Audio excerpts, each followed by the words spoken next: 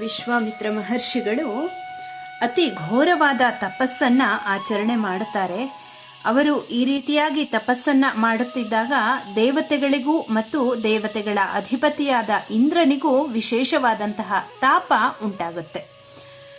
ಸಕಲ ಮರುದ್ಗಣಗಳಿಂದ ಕೂಡಿದ ಇಂದ್ರನು ಅಪ್ಸರೆಯರಲ್ಲಿ ಶ್ರೇಷ್ಠಳಾದ ರಂಭೆಯೊಡನೆ ತನಗೆ ಹಿತವಾಗುವ ಮತ್ತು ವಿಶ್ವಾಮಿತ್ರರಿಗೆ ಅಹಿತವಾಗುವಂತಹ ಮಾತುಗಳನ್ನು ಹೇಳ್ತಾನೆ. ಉಗ್ರವಾದ ತಪಸ್ಸಿನಲ್ಲಿ ನಿರತನಾಗಿರುವ ವಿಶ್ವಾಮಿತ್ರನ ಬಳಿಗೆ ನೀನು ಈಗಲೇ ಹೋಗಿ ಅವನು ನಿನ್ನನ್ನು ಕಾಮಿಸುವಂತೆ ಮಾಡಬೇಕು. ನಿನ್ನ ಕಾಮನೆಯಿಂದ ಅವನು ವಿಮೋಹಿತನಾಗಬೇಕು. ಇದು ಮಹತ್ತರವಾದ ದೇವಕಾರ್ಯ ಆಗಿರುತ್ತದೆ. ಹಾಗಾಗಿ ದೇವತೆಗಳಿಗೆ ಅನುಕೂಲವಾಗುವ ಈ ಕಾರ್ಯ ಮಾಡುವುದು ನಿನ್ನ ಕರ್ತವ್ಯವೂ ಆಗಿರುವುದು. ಧೀಮಂತನಾದ ಸಹಸ್ರಾಕ್ಷನಿಂದ ಹೀಗೆ ನಿರ್ದಿಷ್ಟಳಾದಂತಹ ಅಪ್ಸರೆ ರಂಭೆಯು ಲಜ್ಜಿತಳಾಗಿ ಕೈ ಮುಗಿದು ಸುರೇಶ್ವರನಿಗೆ ಹೇಳ್ತಾಳೆ, ನಿನಗೆ ತಿಳಿದಿರುವಂತೆಯೇ ವಿಶ್ವಾಮಿತ್ರನು ಅತಿ ತೀಕ್ಷ್ಣ ಸ್ವಭಾವದವನು.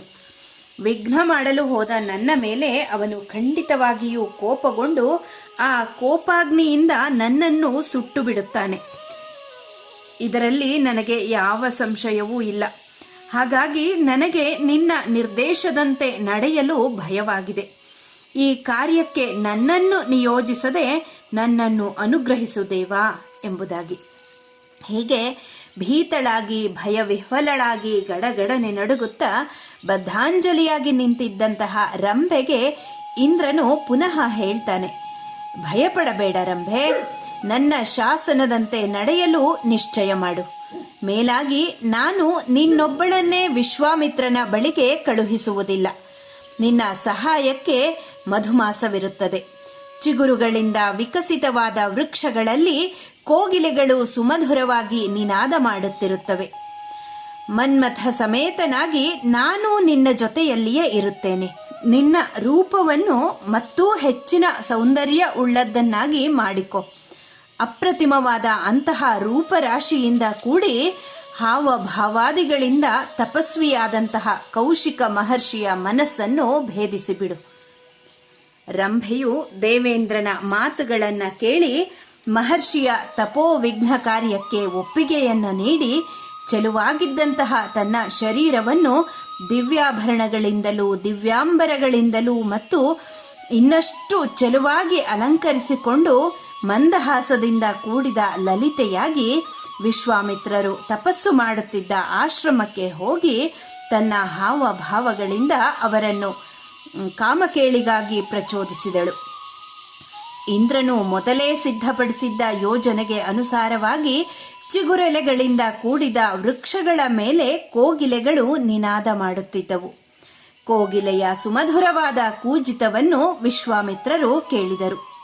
ವಿಶ್ವಾಮಿತ್ರರ ಮನಸ್ಸು ಸಂತೋಷದಿಂದ ಪ್ರಸನ್ನವಾಯಿತು. ಬಹಿರ್ಮುಖರಾಗಿ ಕಣ್ತೆರೆದರು. ಒಡನೆಯೇ ವಯ್ಯಾರದಿಂದ ತನ್ನ ಮುಂದೆ ನಿಂತಿದ್ದ ಅಪ್ಸರೆಯನ್ನೂ ಕಂಡರು. ಕಣ್ತೆರೆದ ವಿಶ್ವಾಮಿತ್ರರು ಏಕಕಾಲದಲ್ಲಿ ಸುಮಧುರವಾದ ಕೋಕಿಲ ನಿನಾದವನ್ನೂ ಅಪ್ರತಿಮವಾದ ಕರ್ಣಾನಂದಕರವಾದ ಗಾನವನ್ನು ಕೇಳಿದರು. ಅನುಪಮ ರೂಪ ಲಾವಣ್ಯದಿಂದ ಕೂಡಿದ್ದ ರಂಭೆಯು ಗೋಚರಳಾದಳು. ವಿಶ್ವಾಮಿತ್ರರಿಗೆ ಸಂದೇಹ ಉಂಟಾಯಿತು. ಧ್ಯಾನಾಸಕ್ತರಾಗಿ ಒಳಗಣ್ಣಿನಿಂದ ಇವೆಲ್ಲವೂ ಇಂದ್ರನ ಕಾರ್ಯವೇ ಆಗಿರುವುದು ಎಂದು ತಿಳಿದರು. ಅತ್ಯಂತ ಕುಪಿತರಾಗಿ ರಂಭೆಯನ್ನು ಶಪಿಸಿಬಿಟ್ಟರು.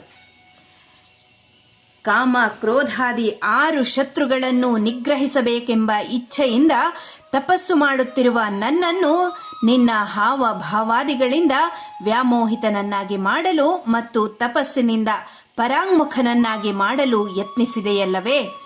ದುಷ್ಟ ಕಾಮವುಳ್ಳವಳೇ, ದುಷ್ಟ ಕಾರ್ಯ ಪ್ರಯತ್ನಶೀಲಳೆ, ಈ ನಿನ್ನ ದುಷ್ಟ ಕಾಮ ಮತ್ತು ಪ್ರಯತ್ನಗಳಿಗಾಗಿ ನೀನು 10,000 ವರ್ಷಗಳ ಕಾಲ ಶಿಲಾಮೂರ್ತಿಯಾಗಿರುವೆ.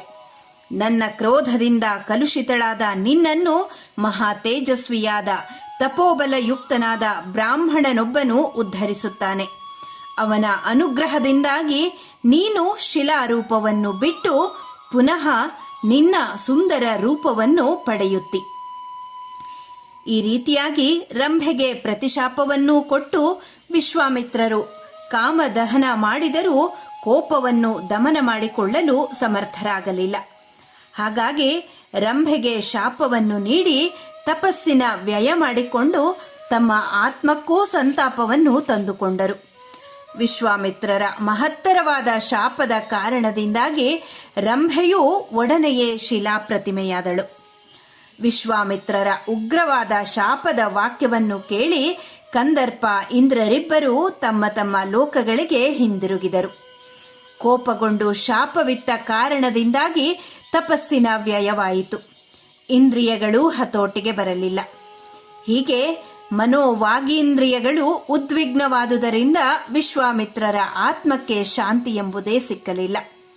ಕೋಪದಿಂದ ತಪಸ್ಸಿನ ಅಪಹರಣವಾಗಲಾಗಿ ಕೋಪದ ನಿವಾರಣೆಯನ್ನು ಹೇಗೆ ಮಾಡಬೇಕು ಎಂಬ ಚಿಂತೆಯು ವಿಶ್ವಾಮಿತ್ರರಿಗೆ ಉಂಟಾಯಿತು. ವಿಶ್ವಾಮಿತ್ರರು ಪ್ರತಿಜ್ಞೆ ಮಾಡಿದರು, ನಾನು ಇನ್ನು ಮುಂದೆ ಕೋಪಗೊಳ್ಳುವುದೇ ಇಲ್ಲ. ಏನೇ ಆದರೂ ದುಷ್ಟವಾದ ಮಾತುಗಳನ್ನಾಡುವುದಿಲ್ಲ. ಅನೇಕ ಶತವರ್ಷಗಳವರೆಗೆ ಉಚ್ಛ್ವಾಸ ನಿಶ್ವಾಸಗಳನ್ನು ತಡೆದು ಪ್ರಾಣಾಯಾಮವನ್ನು ಮಾಡುತ್ತೇನೆ. ಜಿತೇಂದ್ರಿಯನಾಗಿದ್ದುಕೊಂಡು ಕಾಮ ಕ್ರೋಧಾದಿಗಳಿಗೆ ಆಲಯವಾದ ಈ ಶರೀರವನ್ನು ಶೋಷಿಸಿಬಿಡುತ್ತೇನೆ. ಒಂದು ವೇಳೆ ಅನೇಕ ಶತವರ್ಷಗಳು ಕಳೆದ ನಂತರವೂ ನನಗೆ ಬ್ರಾಹ್ಮಣ್ಯವು ಪ್ರಾಪ್ತವಾಗದೆ ಇದ್ದರೆ ಬ್ರಹ್ಮತ್ವ ಪ್ರಾಪ್ತಿ ಆಗುವವರೆಗೂ ನಾನು ಉಚ್ಛ್ವಾಸ ನಿಶ್ವಾಸಗಳನ್ನು ನಿರೋಧಿಸಿ ನಿರಾಹಾರನಾಗಿ ನಿಂತಲ್ಲಿಯೇ ನಿಂತು ತಪಶ್ಚರಣೆ ಮಾಡುತ್ತಲೇ ಇರುತ್ತೇನೆ. ನಾನು ತಪಸ್ಸಿನಲ್ಲಿ ನಿರತನಾಗಿರುವಾಗ ನನ್ನ ಅವಯವಗಳು ಖಂಡಿತವಾಗಿಯೂ ಕ್ಷಯಿಸುವುದಿಲ್ಲ. ಹೀಗೆ ವಿಶ್ವಾಮಿತ್ರರು ಲೋಕದಲ್ಲಿ 1000 ವರ್ಷ ಪರ್ಯಂತವಾದ ಅಪ್ರತಿಮವಾದ ಉಗ್ರ ದೀಕ್ಷಾ ವಿಧಿಯನ್ನು ಸಂಕಲ್ಪಿಸುತ್ತಾರೆ.